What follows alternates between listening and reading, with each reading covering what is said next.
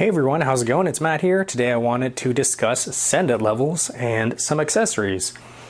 If you've been shooting PRS for any time, I'm sure you've seen a send-it level on the firing line.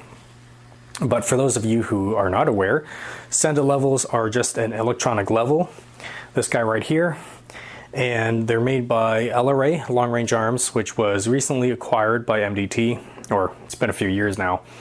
But now it's basically the MDT LRA send-it level, and you can mount these to your rifle in a plethora of different ways. Out of the box, they come with your standard Picatinny mount, and they'll be mounted horizontally with the pick rail mount. But you can see here, I'm running it on a 90-degree mount. You can get a lot of different mounts from MDT themselves. They sell 90-degree pick rail mounts. They sell mounts that go onto your scope tube, and ones for M-lock slots and all that type of stuff. This one here that I'm running is from Grey Ops, simply because I'm running a Grey Ops one-piece mount. So they offer an optional accessory, which is a 90-degree mount for the send-it. So that's how I'm running mine on the Grey Ops mount, and it works really nicely. And you can see here, the send-it level just has a series of LEDs, and my tripod's locked, but if I shake it around here, you can see that the lights will indicate which way your rifle might be canted, and when it's indicating the middle green light, that means it's level and ready to send it. So that's basically what it is. It's a really great tool, and I think it's very beneficial for most shooters to have. They're not cheap, but they definitely add some efficiency in checking your rifle cant.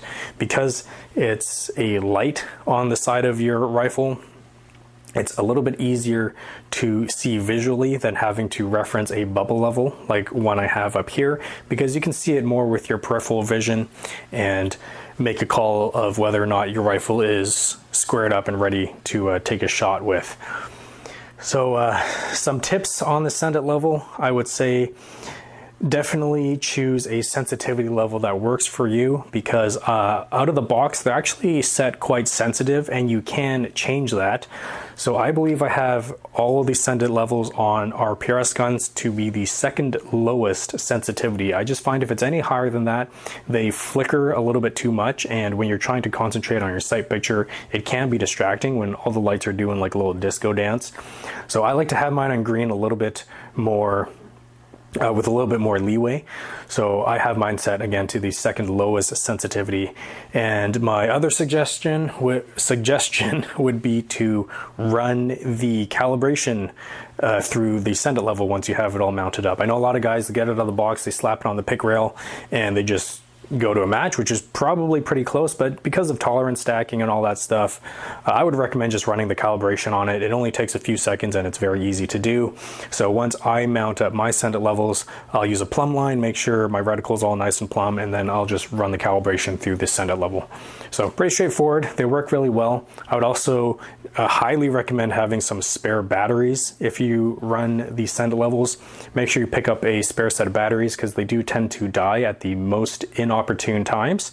That's also the reason why I have a sort of I run a bubble level just sort of as a redundancy in case this dies, or like I pick up my rifle to shoot a stage and I notice it's dead. I don't want to hold up the entire squad, so I'll just shoot the stage using my bubble level, which I'm really used to. I still train with the bubble level as well, so it is second nature still. And then I'll replace the battery when I get off the line. But just know that the batteries, they do last a while. But if you're like me and you forget to turn them off when you put them back in your rifle case, they will die a lot more often. But anyway, so this is my rifle here, but I wanted to show some really cool accessories that are also available for them. So this one, going on to the next rifle here, is my wife's rifle. And as you can see, her send-it level setup looks a little different. If I give the rifle a shake, you can see the lights are actually on her eyepiece of the scope. So what's going on here is this is a little accessory kit from Brandt Built Concepts, and he's putting together these little kits that have become very, very popular.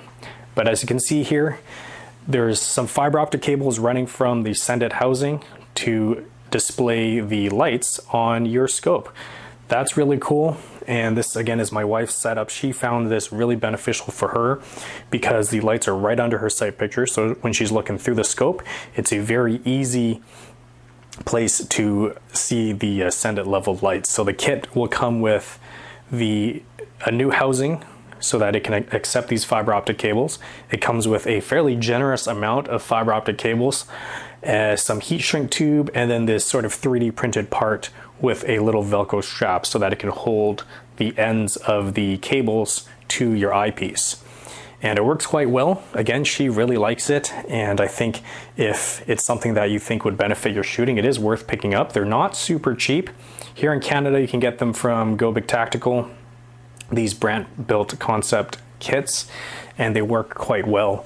I know some people will be wondering why I don't personally run it on my rifle here, and the simple answer to that is I just don't find that I need it.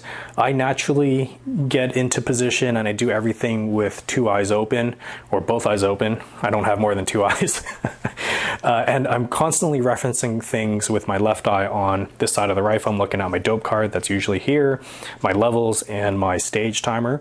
When I actually go to pull the shot, sometimes I close my left eye, sometimes I don't. I'm a little bit inconsistent like that, but because of that, I'm already used to referencing things with my left eye, and I just don't feel like I really need the Brandt Built Concepts kit, although again, it's a really nice accessory to have if you feel like you need it.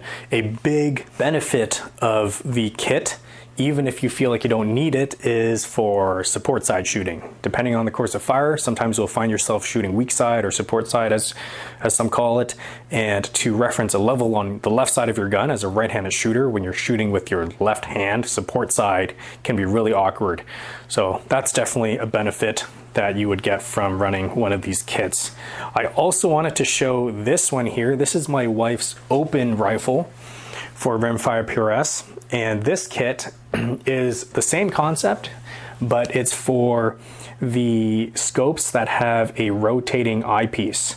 So this is her new Night Force ATACR, and if you're familiar with the ATACRs, the entire ocular or eyepiece rotates when you adjust the magnification. So you can see this entire back section moves. So if you were to strap the fiber optic cables to the back here, obviously you would have some issues with that. So Brandt Built Concepts came out with what they call the rotating kit. It's all the same pieces, but instead of mounting this little piece, the little holder here, it mounts to the scope tube, and below that, hopefully you can see it, there is a piece of wire that you do have to bend yourself and cut to length, but this little silver wire here is what holds the fiber optic cables, and it connects to this little piece back here. So it's all being held up by that piece of wire you can see there, but it is the same price, and it seems to work quite well. Now I personally am wondering how it's going to hold up in the long run, because if this gets bumped or snagged or something and the wire gets bent out of shape, I guess in theory you could just bend back the wire, but I don't know how many times you could do that before it starts to lose strength or whatever. But I don't really have any concerns. It seems pretty good right now, and it does have some springy property to it, as you can see there.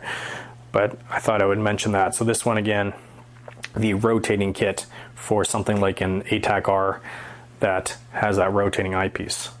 So that's my wife's open rifle, and it works pretty well. So that, again, is the Brandt Built Concepts ocular housing adapter kit, something or other. They have a funny name for it, but it works really well.